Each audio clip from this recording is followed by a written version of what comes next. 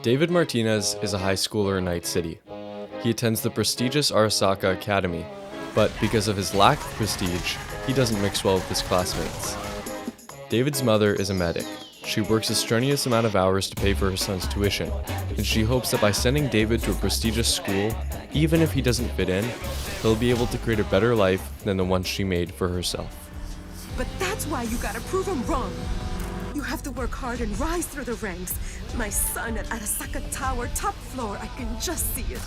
You've got this, D. You're my son. And then, she dies. Mom, wake up! Caught in the crossfire between two rival gangs, deaths like these are common in Night City.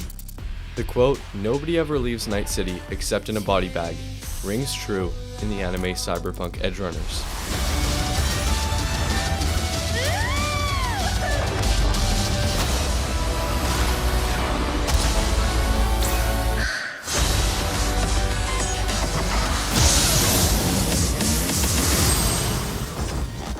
The world of Cyberpunk is a dystopian 21st century rendition of what could become of our world in the near future. A city so awful that the only way someone can escape is in death. The city is dominated by corporations and overrun with ads, organized crime, corruption, and gang violence. The world of Cyberpunk Edgerunners is undoubtedly broken, yet David manages to find hope. Hope in broken worlds is the topic that we will be discussing today. Lucy is a netrunner, a girl who lives off of stealing from corporate scum and under-the-table business. Since the death of his mother, David has no way of living the way he did before. He turns to Lucy, who helps him find jobs to earn enough cash to get by. I'm Lucy, Kay. Name's David.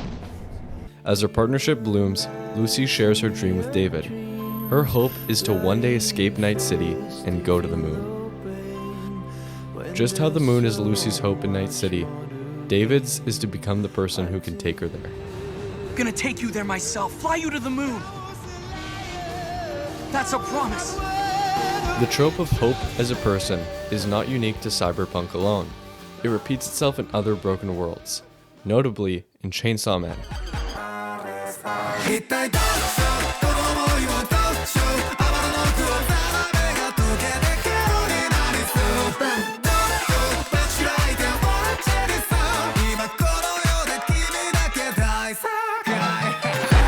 Chainsaw Man Reze Arc is a movie about Denji, a 16-year-old boy who doesn't go to school. He hunts devils. Because of his late father's debt, Denji is forced to kill devils for cash. That cowardly bastard strung himself up before paying this month's installment. Look, kid, I don't care if you beg or whore yourself out. I want 700,000 yen by tomorrow. Otherwise, we chop you up and sell the bits. Got it? And he has known nothing but sorrow and misery for his entire life. With devils roaming the streets preying on humans, Denji's world is falling to pieces. Until he meets a seemingly normal girl in a phone booth. Thanks for the flower.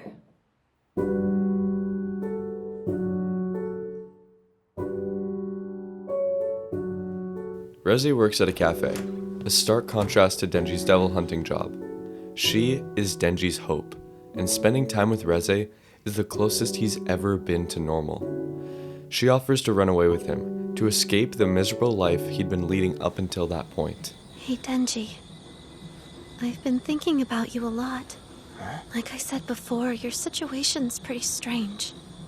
You're a teenager, but they don't let you go to school. Instead, you have to hunt down devils. The government shouldn't allow that.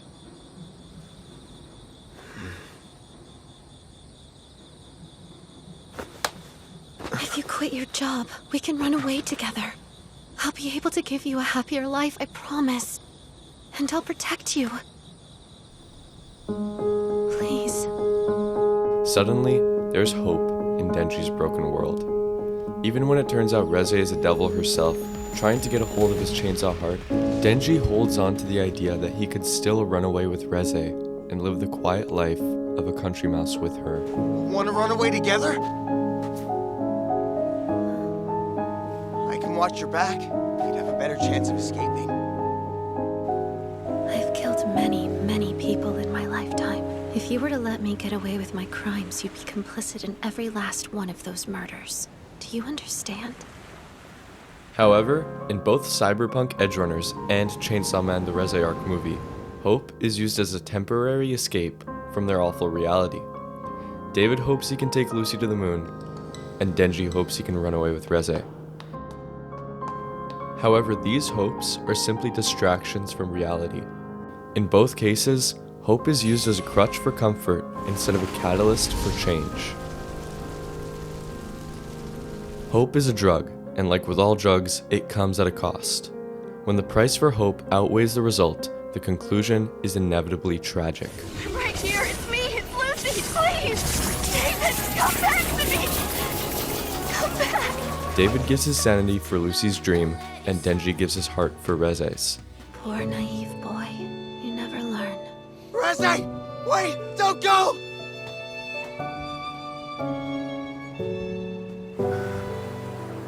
I'll wait for you at the cafe! I'll be there for lunch, okay? You better come! Lucy's quote, Don't make a name for yourself as a cyberpunk by how you live. Make a name by how you die. resonates with both protagonists who are forced to meet tragic ends because the worlds they live in are rigged against them, and the only hope available is the poisonous kind, the drug that is administered to ease the pain of an inevitable fate. In the end, their suffering and their struggles meant nothing. Night City lives on the same as it has been for decades, undisturbed and unchanged. Denji still hunts devils for a living, feeling unfulfilled and unsatisfied. While David and Denji use hope as a shield to hide from the world, Attack on Titan's Eren Yeager uses it as a sword to strike back at it.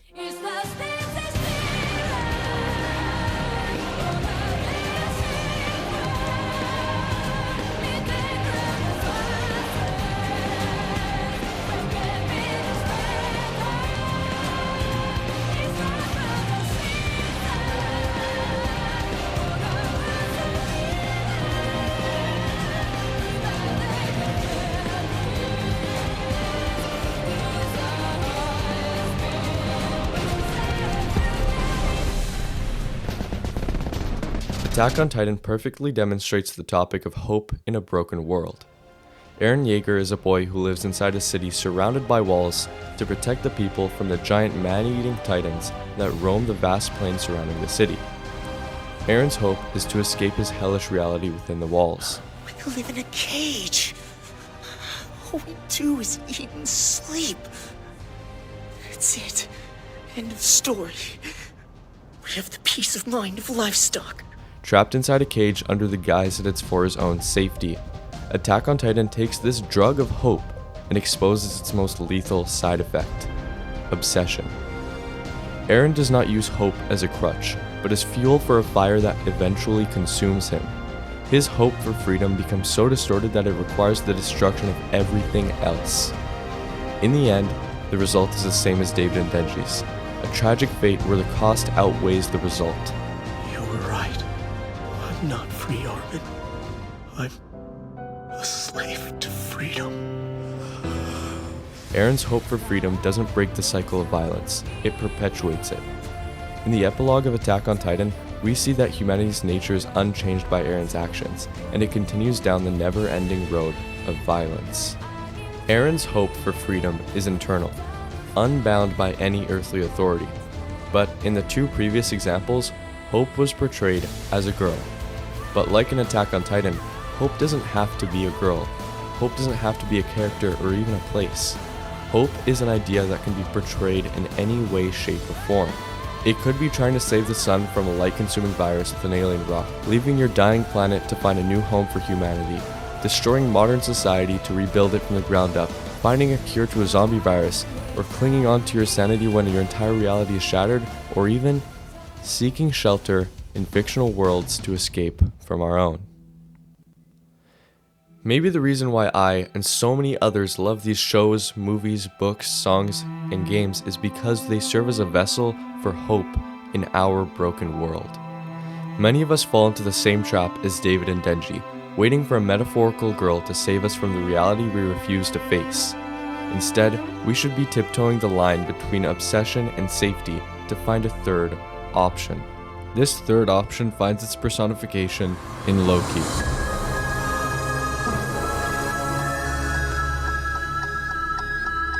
I'm sure we're all familiar with Loki, the Norse god of mischief, lies, and deception. Most of us know him as a bad guy, but in Marvel's 2021 TV show, we are introduced to a new side of a character we thought we knew. In the show, Loki is taken into custody by the Time Variance Authority for diverging from the sacred timeline. The sacred timeline is the order of events from the beginning to the end of time that everyone and everything follows without even knowing it.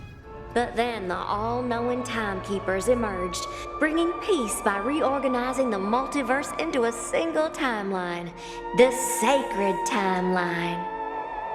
Now, the timekeepers protect and preserve the proper flow of time for everyone and everything. But sometimes people like you veer off the path the timekeepers created. We call those variants. Maybe you started an uprising, or were just late for work. Whatever it was, stepping off your path created a nexus event, which left unchecked could branch off into madness, leading to another multiversal war. And if anything strays from the predetermined path, the TVA erases it. Loki's world is broken. He learns that his entire life was already decided for him, that no matter what he did, he was doomed to face the destiny written by the TVA. You weren't born to be king, Loki. You were born to cause pain and suffering and death. That's how it is, that's how it was, that's how it will be. All so that others can achieve their best versions of themselves. At first, Loki is hooked on the same drug as David, Denji, and Eren. He hopes that he can win against the TVA to rule the timelines and be free. I'm 10 steps ahead of you. I've been playing a game of my own all along.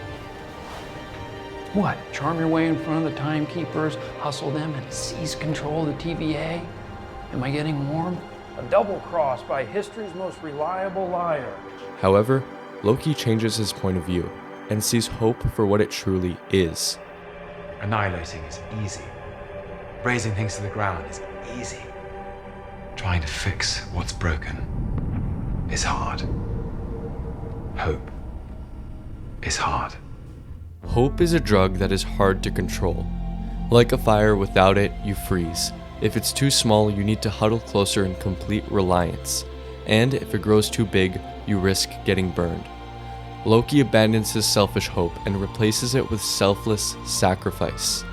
He becomes the one who keeps the fire alive. While David, Denji, and Eren all wanted something for themselves, a girl, an escape, or freedom, Loki's glorious purpose evolves from the selfish desire for power into the literal burden of holding existence together so that others can have the hope that he gave up. Unlike all the others, Loki changed his world by becoming the foundation of it. He created a controlled fire that keeps everyone else warm. To truly be free from a broken world, you must be willing to carry the weight of its future. The third kind of hope is the fire that you carry but do not let consume you. It is the light used to find your way.